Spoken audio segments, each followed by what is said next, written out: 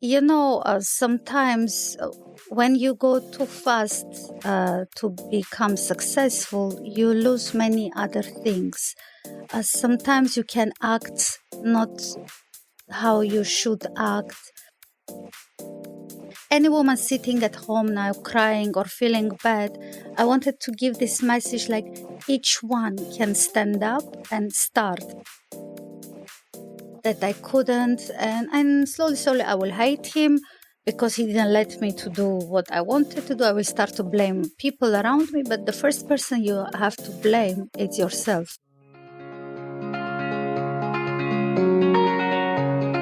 I'm Farah Shammas. Welcome to Hotel Talk.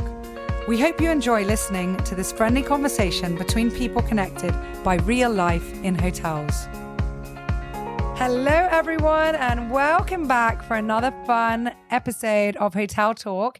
Today, I have the fabulous Elizabeth Friedrich here with us, who, if you don't know her, is an artist, a fashion designer, and the art director of the Cyprus Chamber of Commerce and the founder and organizer of the Red Diamond Awards. Elizabeth, welcome to Hotel Talk, and thank you so much for joining me in this studio. Hello, Farah. Thank you so much for inviting. And here it's such a great atmosphere. I love it. Thank you so much. Thank you so much. Well, it's fun. I told you we started off by just saying, let's do a podcast. And literally we had this, like a tissue box with a microphone on the top. And then we just entered that rabbit hole of like, we need better mics. We need to do soundproofing. We need to do the lighting, the videos. So it's been a fun journey. Always is the best to start with idea. When you have an idea, it's slowly you start to make it better, to look better, to sound nicer. So I can understand. It's really great. Oh, thank you, my dear. So why don't we start with you telling everyone a little bit about yourself, where you're from, how you ended up in Cyprus, and what you're doing. Yeah, I born in Armenia, in Yerevan. From my childhood, I like very much to sing, to act, and my dream was to become a singer, by the way, or an actress, but also the painting. And I like to write comics and everything. This is how I start my career regarding the art. So yeah, I had a very beautiful childhood. It was great memories. I remember all the details. Sometimes when they ask me questions now, like before 2 days, what you did, I cannot remember. But my childhood, I can remember even the trees, the colors. Tell us a bit about Armenia. What was it like growing up? Armenia, I love Armenia because there is very warm atmosphere. People, they like to give love to each other. The friends, they are like, you can call them anytime, even 5 o'clock in the morning, to ask them like, I'm not feeling well, and they will just stand and come to support you. That gives a lot of warmth, which sometimes I miss in Cyprus because I will not feel comfortable to call anybody to say, just please come, I need your help. But even now, when I go to Armenia, I feel this warmth that I can call them, I can speak with them. They are always there for me. That's really, I miss. Yeah, this community. Armenia. It's amazing. Yeah, it is. And have you not found that here in Cyprus, maybe with other Armenians? And because we do have not as many, I think, as we once did, but there are some. Yeah, there is a community of Armenians here, I think. There is a big community. They have churches, they have schools, and actually they are doing really very well. The thing is, because they are mostly in Nicosia. Okay. And I am Armenian from Armenia. Their community from different, like from Lebanon, from Syria, Armenians, during the genocide and after the earthquake. So I do know many Armenians and I love them, but unfortunately it didn't happen to come to that point that you can feel this kind of friendship. But of course I'm friends with them. Yeah. Oh, that's so lovely.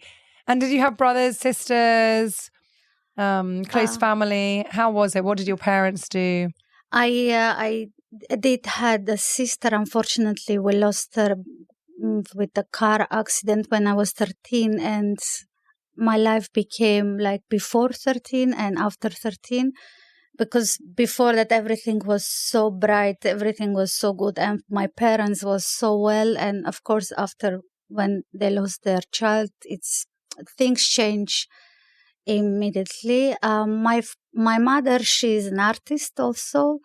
She's also was doing very nice sculptures, ceramic ones, and even some of them was in museum. But after when she got married, my father didn't let her to work anymore. He was very jealous, Armenian and German man, so it was a mix. And my father, he had a factory when they was making silver kind of products with silver. They was working with silver. Yeah, so I can say I'm from artistic family. Definitely. Yeah. Sounds like it. Well, I'm so sorry to hear about your sister. Yeah, thank you.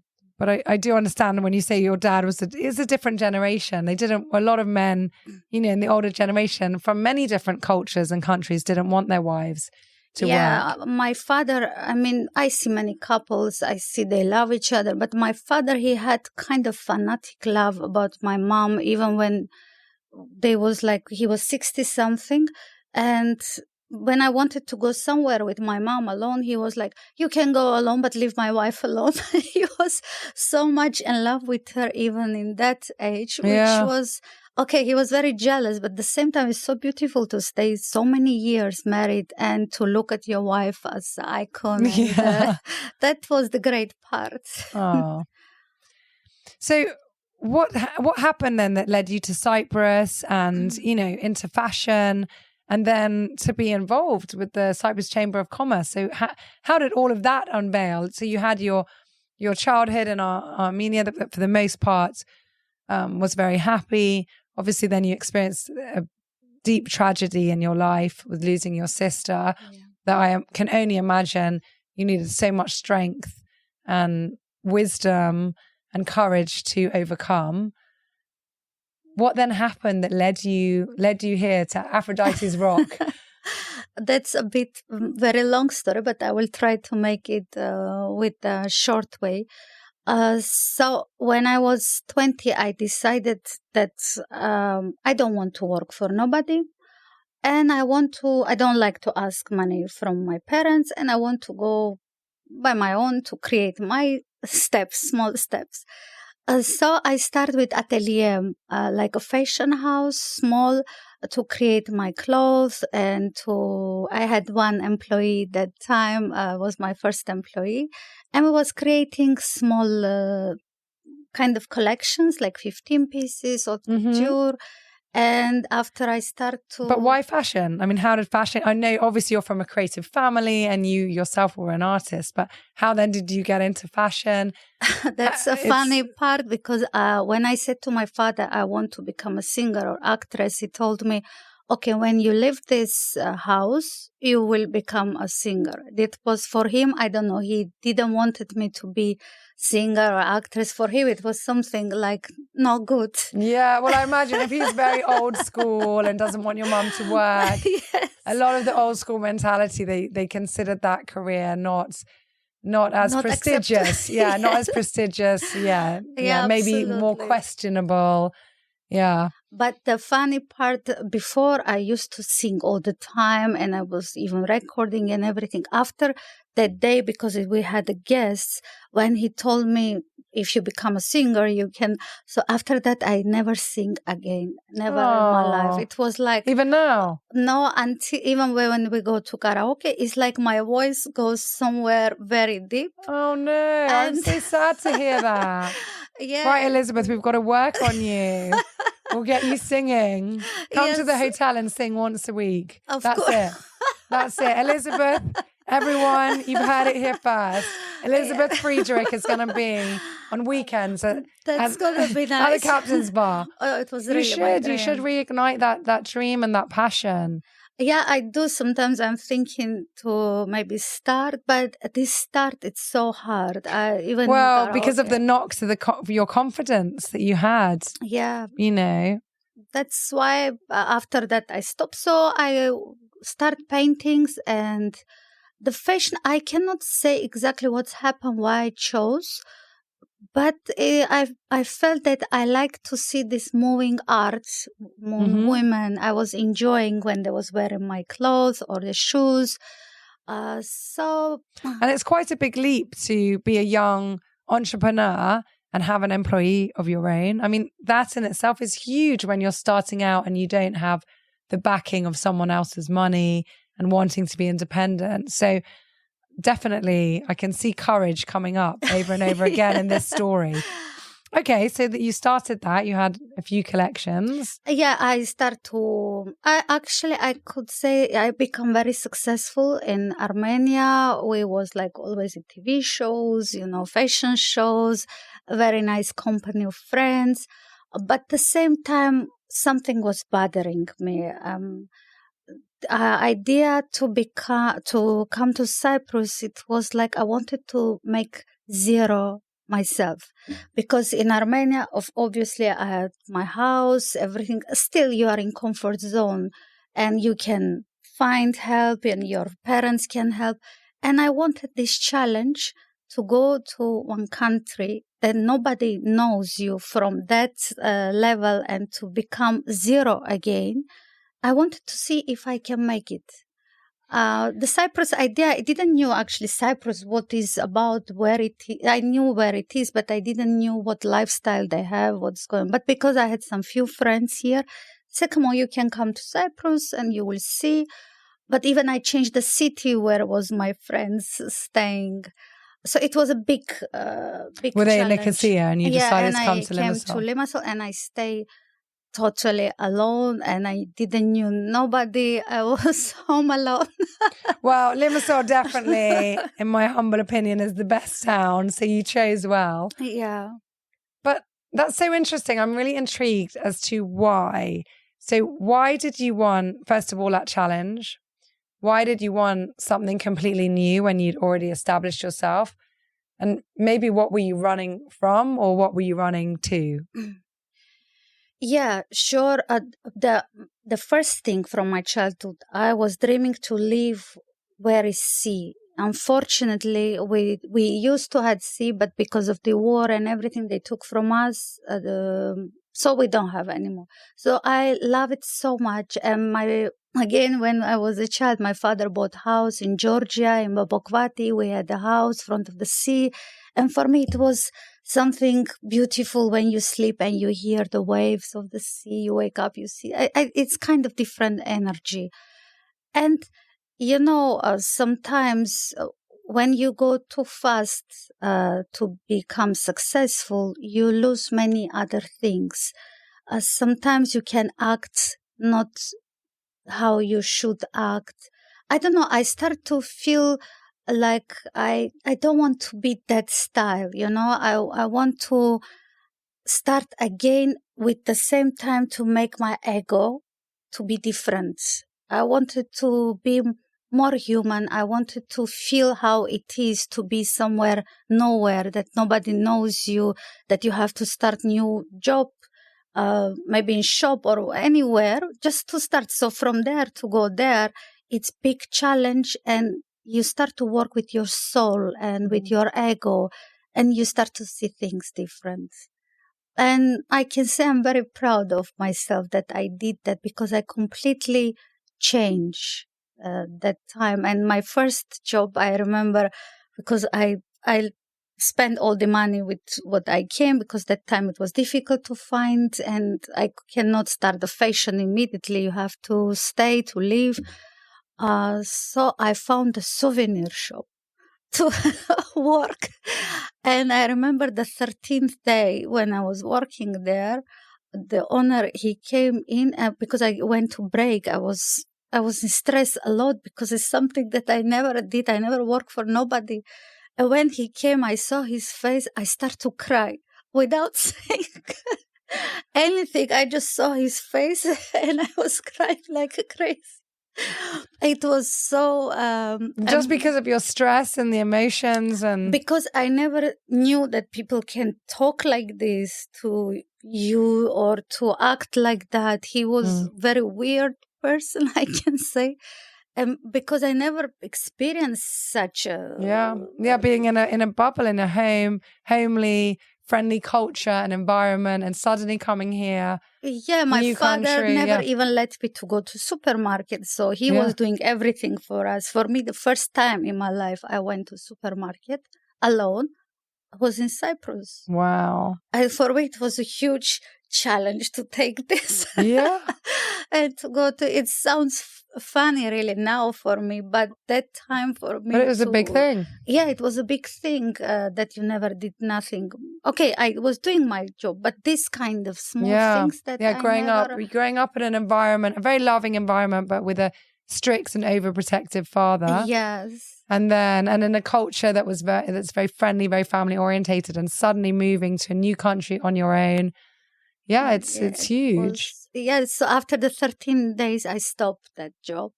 I understood, and that time, all the lies, I was like, I'm sorry, I have a problem with my leg. I was finding all the excuse just to not come next day, because I felt that when you do something that you don't like, you are destroying your soul, you are destroying your ego, you don't want to wake up in mornings. I don't know, maybe that's also one good lesson for me, that you have to always follow what makes you to love to do, that to wake up with pleasure, to maybe sometimes we work like 18 hours, but we don't feel because we love what we do. And that scenario, it was like 8 hours, but these 8 hours for me, it was like hell. Yes. I can imagine. Definitely, because it was such a far cry from anything, not only that you were used to, but that you wanted to be in your life and get out of your life. So then how did that develop? How did you get back to maybe art and fashion? And okay, I will jump a bit because if I go, it's really many funny stories. After I become sales manager in one construction company, but of course, I would like to do their logos. I like to do the kitchen, and I was doing by hand nice kitchens and everything. So I was like manager for everything, and we become very good friends with the owner. I can never call him boss because he was my friend. And one day, I did paintings at home, and I had with me, and he called me for something to talk about the business and everything. And he said, "What you have in your hand? So many papers." I said, "Just drawings." He took my drawings. He said, "From where you got these drawings?" I said, "I did, and it was for fashion." And he was like, "What you mean you did? You know to do this?" I said, "Yes, I do." And he said, "What you are doing in my office?" I'm like, working. Because I'm working. Earning money. And he told me, "You are fired." I'm like, "What do you mean?" He said, "Yes, I will pay all this, for your salary and everything, but you don't deserve to sit in this office. If you know how to do this beautiful art, how you can sit in this office and destroy your time and your life like that." And I love him so much. Wow. He pushed me, like he really fired me. He told me, "You have to go and start to do your own steps in Cyprus." That's how I I went to Dubai, I went to Italy to buy materials, to Lebanon, many countries to bring new things. And that's how I start my first collection. And because also I organize my events, my fashion shows, and I always was doing big shows with the message behind. I never was doing just a catwalk. Yeah, just the models there showing the clothes. I wanted to give a message and that's how I met my friend Mila. So she told me, "Can you help me with the chamber, the gala dinner to organize?" So I start with that way with Mila to help her with artistic part, entertainment. And after when Mila got married and the chamber suggested me to continue to work with them and to become an art director and to create these events. So for Red Diamond in 2016, I had a fashion show which called Women Power.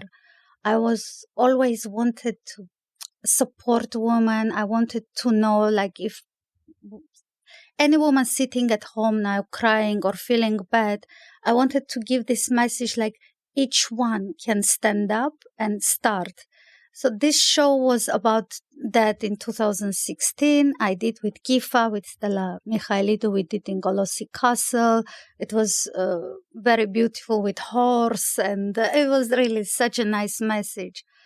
And after, when I will jump again. When I start to work with Chamber, I feel that I need to do something good for women. And because mostly this kind of events, unfortunately, they are very corrupted. I mean, if this is somebody have money, they become winners. And I wanted to create something that nobody can buy. And because I am with the Chamber, nobody can buy Chamber. And except Chamber, we have always different jury members, which you was also last year. Yes. And in beginning, I was thinking they have to sit all together in Red Diamond, jury members. But after I said, no, I don't want them to sit together because maybe somebody will say something. I'm going to go for this. Yeah. And I wanted everybody to sit. I liked it that we weren't. And we didn't even know who else really was a jury member. It wasn't like having a panel and it was a discussion. And, we just came to the event. Like, I obviously saw a couple of people I knew who then I found out they were on the jury, but we weren't sitting together. We weren't influencing each other. We voted on the night. It was all done so well. And yes, I know many, many, many events and award ceremonies that are bribed and triggered. And it's all about the advertising and it's not genuine. But I take my hat off to you. The Red Diamond Award is as genuine as I've ever seen any award ceremony ever. Thank you. We really try. Of course, after each, unfortunately, we have only 4 categories. And I believe all of them, they deserve, but it's only 4. I was even thinking to give to everyone, but we discussed with Chamber. They said, no, you have to leave it like 4 categories, that's it. But for me, all of them, they are winners. They're winners. Yeah. And if you, because when you come in this kind of events, there is you think maybe I will lose. But to go for it, for me, she is a winner because she stand up and she go, even though she know that maybe she will not win one of the category, but she's winner anyway. Yeah. So I and with the Chamber, we really try not to have this idea that they can buy or they can, but after each Red Diamond, even the second one, I was like, I will not do this anymore because it's so unfair. I try so much to be so transparent to nobody can buy or say. And still there is rumors that because of this, and that rumors was really hurts me because I was working like maybe 18 hours every day for this event to happen, and this event for all these ladies, not because we don't know who is the Red Diamond from before. So we don't know who's going to win it. Of course, no. Even me, I'm like waiting like a baby, the last minute who will become a winner, because even me, I don't know, but I never wanted to be in jury because I become very in touch with all of them. And in the end, I don't want to do personal choice. No, it's wrong. No. And because you know a lot of them and you're connected, maybe then they'll say, but why wasn't I? And it's a different jury every year, I think. Yes. Yeah. It's going to be 4th year now. We will do 16th of June. Yeah. And the 5th year, it's going to be... And anybody can go. Anybody can get a ticket and attend the dinner. Yes, the ticket they can buy. To they go have and to enjoy apply for the form. Yes. And the nominees, they can only if they are a member of one of the association, one of our business association. Yeah. And until 10th of April, they can apply. After that is the deadline. Yeah. It's amazing. And it's really a beautiful... event. Again, we go back to Hotel Talk. Of course, it takes place in a hotel in Four Seasons. And lovely meal, lovely event. There's always great entertainment. And Mrs. Andrea Anastasiadis, the First Lady, always, was there. Yeah. Anita Dimitriou also. Yeah, I'm happy that all of them, they support us. We are so thankful for that. And even our winners and some of even who didn't get any categories, they are in so nice relation with us. That's the most important. I believe the ones which they was acting not really nice, I think they cannot be a red diamond. My opinion, red diamond is not only that you have a business or you have to have many other interests and missions and purposes. Humanity also, how to act as a lady. That's very important. The name, where did the name come from? Red Diamond. Red diamond. I was actually in beginning was thinking a black diamond, but after I was start to search in internet, I wanted to find the unique diamond, which is not so easy, and it's only 7 red diamonds in the world. So I said must be a red diamond because we are looking for a diamond and unique diamond. So the idea to be red diamond because there are not many in this world. I love that. And also the theme, isn't it? I think everybody wears either red or white or... every year is different. Every year it's different. Every year okay. I change. You change it. Yeah, I have to laugh. So I think, was it 2 years ago, 3 years ago, I came and I had my, dinner, fine. And then when I was leaving, I think I saw Mariana Rosette, who's also been on this podcast, and she was like, Farah, why are you wearing that color? And I was like, what do you mean? And she's like, is the light weird? Like, you're not in the theme of that year. Yeah. And I was like, there's a theme? I had no idea. And I was there in my ball gown feeling like, but I was noticing maybe it was white. And I was like, why is everybody in white this year? And I was in like a very dark color.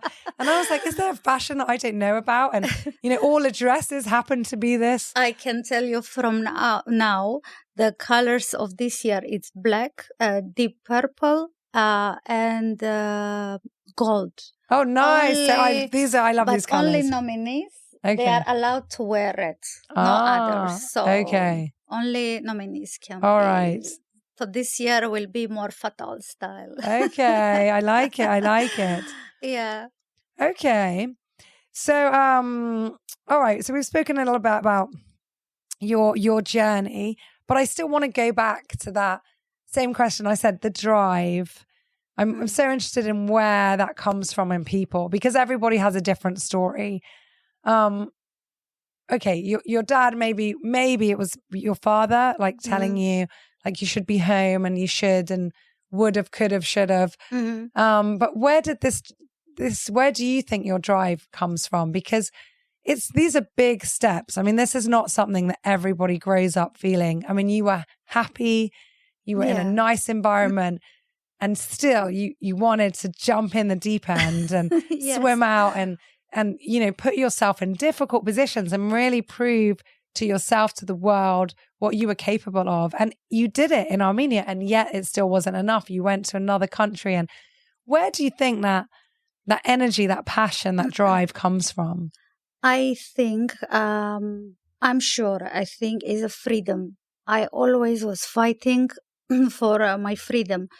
Even and my father, he was a lot about to close my freedom. And the same time when I got married, the father of my daughter, he was trying for me not to study, trying always to make to cut my wings. And I remember I was 17. And he was getting ready to go for study. How old were you when you got married? 16. Whoa. I know. But I guess, but a lot of people... I'm happy because of my daughter. We are friends now. And you had your daughter how old? I was 17. Amazing. Yeah, now I'm happy. But of course, that time you are a child, to have a child, of course, I will never advise this to anyone. You have to be mature to become a parent. You have to know many things before you go to that step, because you have to teach your child. They are like spoon, they take everything. So you have to be very careful each word you use front of your child, you have to think before you talk. Generally, the words are very powerful. Even with the couples, you have to be very careful. Like when you are in your emotions, you are angry, still you have to find 1 second to think. Better not to say this word now, better to leave the room, but not to hurt, because these small words can destroy all the love and break all the nice walls between you. But in the end, when people don't love each other anymore, they're surprised, why, what's happened? We love each other so much and suddenly we wake up and we feel nothing. It's because of the words, that we never give attention to words, but this is the most powerful thing. So that day he was getting ready to go university and he didn't let me go to my father. He said, no, let her to go university. There are the guys behind her and something bad thing. So he was getting ready to go to university and I was in bed looking at him. And I said to myself, I will never let anybody to cut my wings, to tell me where I have to study, where I have to work, what I have to do. And from that day, my freedom became for me the first. You took it in your hand, that autonomy, that right that's it. To be in control of yourself. Yeah, because I had so many And you were dreams. How old were you? I was 16, 17. No, but married. When this, 17. Yeah. I always was fighting for my freedom. Believe me, even from my very, very childhood, I was fighting for that. But that day, because this picture is front of my eyes, that I said, that's it. And even now, when I feel that somebody tried to close me or cut, no, I cut immediately because this is on block list. Finish. So despite all of that, though, you still managed to set up your fashion business. You still managed to. And how old were you when you divorced? We was in America, and I come back when I was, I think, 18, 19. So really I came back to go back, but the things happened with the war and everything.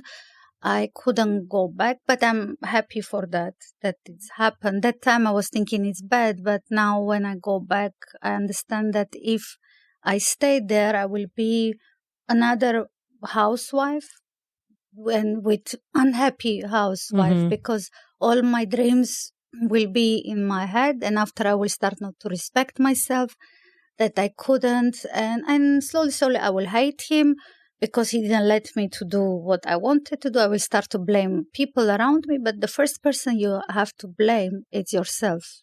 In any scenario, whatever happened, we have to blame ourselves and not to find faults in others. If I don't sing, for example, I believe it's not my father's fault. It's because I didn't have this courage to do it, to fight for my dream. So in everything, in the end, I blame myself. I don't like to put any faults to anybody, whatever happens. We're in charge of our own destiny. Exactly. I couldn't agree with you more, but I do admire you because for a lot of people, it's not that easy. It wasn't easy for you and it's not easy for me, but for many people, they struggle with that. And your words are so wise, and I'm sure they penetrate to so many people who can identify with that. I wish. You mentioned the war, and I would like to, however painful that is, to discuss a little bit about what it means to be from a war-torn country and environment, to see so much of what was familiar be taken from you. There's so many people all over the world that experience this. And I think it is important that we touch on it and then also touch on your courage to move on after that. So if you can share a bit about your experience and your views. I can say we was lucky, my family, because we was in Yerevan. Yerevan is a bit far from Karabakh, where is the war and this sadness happening until our days. And unfortunately, the media, they speak only about what they need to speak. They don't say that it's 81 days now in Karabakh. They close the roads. The kids are hungry. They are dying. They don't have any pharmacy. But unfortunately, nobody talks about that. It's only small mentions about that, but it's 81 days. These people are there and nobody can take them any food. They're sharing piece of bread to each other to it. And I cannot understand why media can talk about wars in Ukraine, in Russia, and they cannot speak about things that are happening. And also for Syria, I mean, many wars that it's horrible again. It's sadness. And if you ring the bells, you have to ring the bells for all the countries. It's not nice to say for one country and to live to prioritize or favorite. Because in the end, because of this kind of actions, you start to not believe in news anymore. I don't watch news anymore, and I don't want to watch because I know that I cannot find the reality from there. The whole picture. No, the whole, the picture is the media in one day can make people to love you, and the second day they can make to hate you. And fortunately, people, they don't want to think by themselves, most of them. I mean, they don't try to search to see what's happened, how it goes, why it's happened. No, they just see whatever news shows, and that is the truth. And that's why we are where we are. I mean, even for our planet and for the animals that you are trying so much to fight, because they don't go deeper. That's the sadness. And for my country, of course, especially this 3 years is tragedy. We lost a lot of our young soldiers. I can say whole generation they killed by Azerbaijans. And when you go, you can see this sadness. Doesn't matter from which city you are, but this sadness, because imagine so many thousands of soldiers died, and so many mothers stay without their children, so many wives they stay without. I mean, this is tragedy. And I wish, I think if all of us, if we can do one drop, not more, one drop, we can change the things. We can change a lot of things. Because again, one drop is the ripple that goes on. Yeah, we blame politicians. We blame Putin that this, the other one this. But why you don't blame yourself? Actually, what you are doing for this planet, what you are doing for your country. You sit and wait, but why you don't do anything about this small thing? I mean, drop. Just a drop. Well, recently, I'm not sure if we mentioned it on this podcast before, but there was a very nice proverb I heard from a French person who said that there was a fire and this little bird was collecting water in its beak and taking it to the fire, one drop at a time. And another animal went to the bird and said, "What are you doing? Like, there is no way that these small drops in your tiny beak are going to put out this fire. You know, you're not doing anything." And the bird answered, "But I'm doing my part." Exactly. And isn't that sage true for everything in life? If everybody did their part, if everybody tried that little bit more, if everybody gave whatever they could to charity, whether that's money or time or attention or media support or whatever, and we all just tried a little bit. Okay, my thing is always try not to eat animal products. Try to do, you don't have to be full vegan, but do just a little bit. Just try and do a little bit. It will all make a difference. If we're just that bit kinder, if we're careful with our words. Yeah, and for the words, like, I don't know, now many years I follow that a lot. That philosophy. Yes, the words are, even the simple person, like, if you can say nicely, say nicely. Because if you see when in college the one kid take the gun and go shoot everybody, why it's happened? There is a story behind. There's a story. Because they was bullying him, they was making fun of him, saying to him bad words, and one day he just exploded. Yeah. This is how it happened. Like, maybe one man will come and say, "I like you, can you go?" And when you say with this rude way, you never know how this person will take and what he will become after. So why not just to be kind and to use nice words? Kindness. So yes. That's our slogan at St. Raphael, radiate kindness. Yes. And it's so true. It's costs nothing. Especially in our days, we need more love. We need more kindness, humanity. I don't know. I start to feel everything become like robotic style. It's not like before, even the friendship, many things change. But we have to keep these emotions, this love, this kindness, to help each other, to support each other. I think this can save our planet. This is what I believe. Amen. I agree. So, last question, which I don't know, I'm asking everyone, but I love it. So, do you have a favorite book, a favorite quote that you My favorite use? quote, it's be, don't become. Be, don't become. Yeah, I love very much Osho. I like his books. But, with the books, each age I am changing. I cannot say.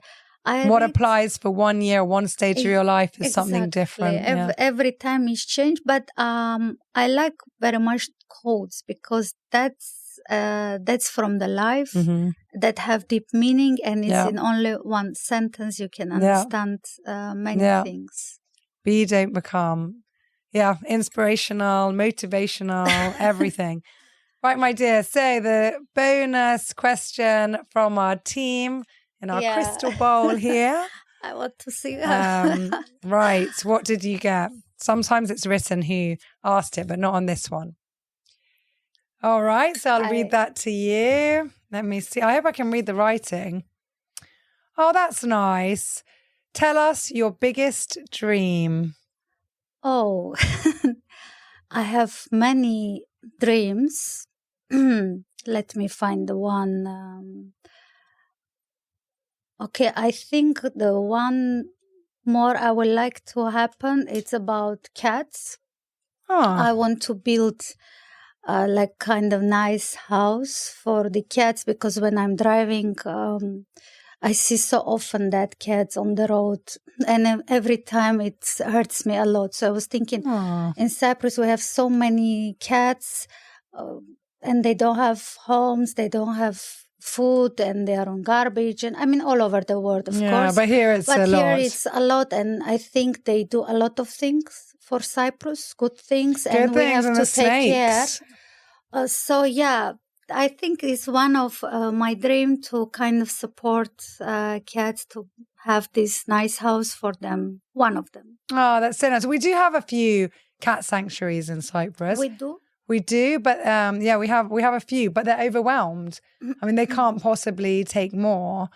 And the problem is the neutering. We have to try and neuter as many as possible, and they're all charitable or volunteer organizations, and they can't sustain themselves. So it's quite difficult to.